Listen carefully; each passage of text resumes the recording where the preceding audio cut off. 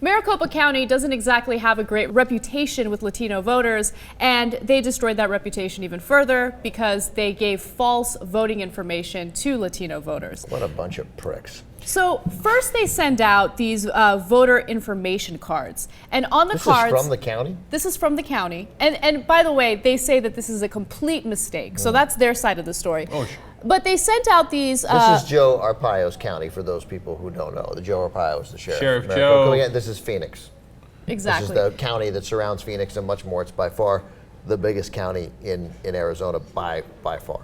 And, you know, for those of you who might not know exactly why Joe Arpaio is one of the most disgusting men in America, he's being investigated for ignoring sexual molestation cases because they involve Latino children. Yeah, no, he's an incredibly bad guy, and he staked his whole career on, I'm tough on immigrants. Yeah, if they get sexually molested, even though I'm the sheriff, I don't do a goddamn thing. Boy, you're really tough, because kids who have been molested, they had it coming, right? That's how you show how tough you are. Anyway, now in this case, and Anne's going to give you the details of how they did this mistake in a second, but I would believe that it was a mistake, I would think, almost in any other circumstance, because there's too many conspiracy theories.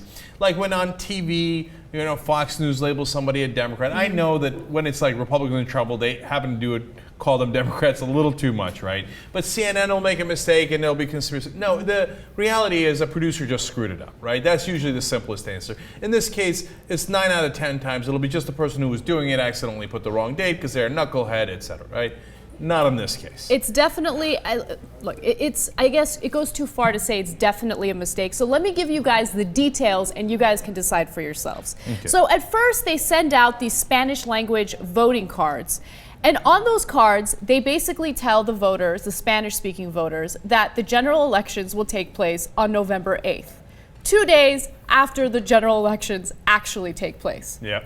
So they make that mistake, and they're like, oh, we regret it, we're sorry, that's our mistake and our bad, we're sorry. They didn't make that mistake on the English cards, but they made the mistake on the Spanish cards. And they say that they did that because, you know, they had elections last year on November 8th, and they forgot to change the date, some sort of BS like that. Mm-hmm. Then, after that incident happens, they pass out 2,000 bookmarks that give voters information about when the general elections happen. On the English side, they have the right date, November 6th. On the Spanish side, again, they wrote November 8th. Oh, come on. It's not even close. Look, this is an old trick that Republicans have done for a long time. Right before the elections, they will put out these notices in minority communities saying, hey, now everybody remember, Republicans vote on Tuesday, Democrats vote on Wednesday.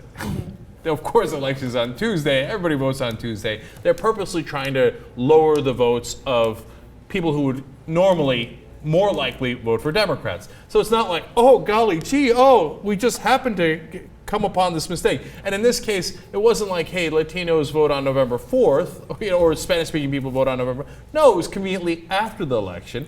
It's in Maricopa County, which has been wildly racist against Latinos. Mm-hmm. It's only in the Spanish version, but not in the English version. That is overwhelming evidence. They absolutely, positively meant it. It's a dirty trick. Right. And once again, for the millionth time in a row, they prove that they hate Latinos and don't want them to vote and want to alienate them in every way. And remember, they always claim, it's against illegal immigrants. But this is for American citizens. Exactly. So they hate you no matter what, your legal status is and documentation is. So they're saying, we just forgot to change the date on these information cards. They're the Elections Bureau! Like, come on! Like, it's not like you might get it wrong because you voted last year on. This is their only job to know when the election is. This is it. They don't have anything else to do. They don't have to know when fucking Columbus Day is. It's not an accident. It's not. You have to know this thing. It's not like, on Thanksgiving it was on the 27th last year. Now it's on the 24th. We goofed it up. Yeah, I mean, my IRS analogy is like if you and I screw up, like, I didn't know that part of the tax law. Okay, but that's not our job. Right. Whereas it's the IRS. And this is not a complicated tax thing. It's a date. It's the only, and look, all these is this nonsense beyond belief because they somehow managed to get it right on the English-speaking side of the same exact. Such a lie. It is such a lie. It is a 100% lie. They should go to jail.